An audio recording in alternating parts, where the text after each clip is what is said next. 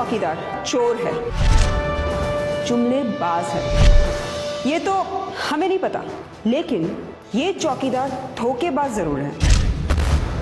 सत्ता पाने के लिए चौकीदार चिल्लाया घोटाला घोटाला घोटाला, 2G घोटाला, कोयला घोटाला, कॉमनवेल्थ घोटाला, लेकिन हुआ क्या? खोदा पहाड़ और निकला झूठ। 2G केस में ए राजा और कनीमोजी बाइज्जत बरी हो गए। ये वही लोग हैं जिन पे हमारे चौकीदार ने घोटाले का आरोप लगाया था, लेकिन कोर्ट को इनके खिलाफ एक भी सबूत नहीं मिला। क्या आपने कभी सोचा है कि हमारे चौकीदार को ये घोटाले का गड़बड़ घोटाला करने की जरूरत क्यों पड़ी?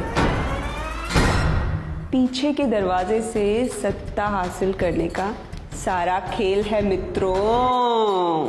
हिंदुस्तान के एक एक गरीब आदमी को 15-20 लाख रुपए यूं ही मिल जाएगा। देश की सबसे मालदार संस्था बीसीसीआई के चेयरमैन विनोद राय का नाम तो आप सबने सुना ही होगा। ये वही सीएजी विनोद राय हैं जिन्होंने मीडिया में 2G स्कैम, कोल स्कैम के घोटाले की अफवाह फैलाई थी। राय साहब के झूठे आंकड़ों ने ही दी थी हमारे चौकीदार को सत्ता के ताले की चाबी, और बदले में विनोद राय जी को बना दिया गया बीसीसीआई का चीफ। वैसे चौकीदार को प्रधान फेकू बनाने में सुप्रीम कोर्ट के रिटायर्ड जज RM लोढ़ा का भी बड़ा योगदान है। लोढ़ा साहब ने भी चौकीदार की राजनीतिक दुकान सजाने में बड़ी मदद की। चौकीदार की सरकार ने हलफनामा दिया और लोढ़ा साहब ने निजी कंपनियों का पक्ष सुने बिना ही 214 कोल ब्लॉक्स के आवंटन को रद्द कर दिया, और बदले में लोढ़ा साहब को मिला बीसीसीआई सुधार कमेटी के चीफ का पद।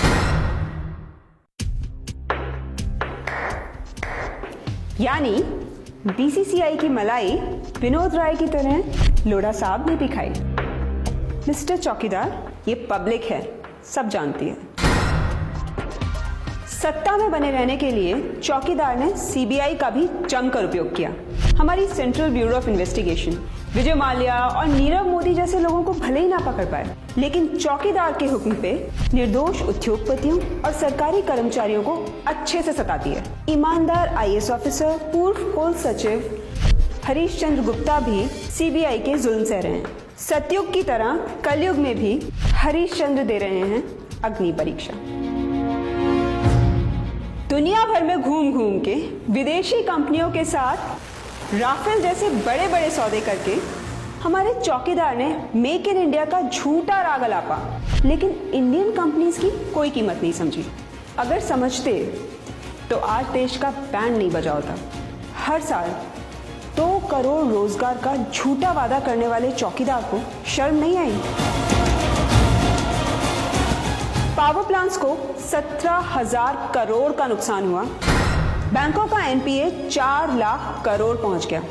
8 नवंबर 2016 की रात्रि को 12 बजे से वर्तमान में जारी 500 रुपए और 1,000 रुपए के करेंसी नोट लीगल टेंडर नहीं रहेंगे।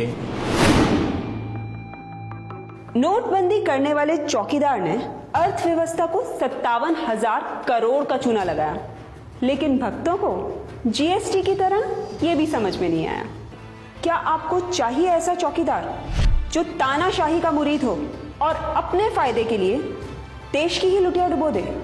समझ जाइए मिस्टर चौकीदार, जनता सिखाएगी सबक अब की बार। अब नहीं आएगी आपकी सरकार।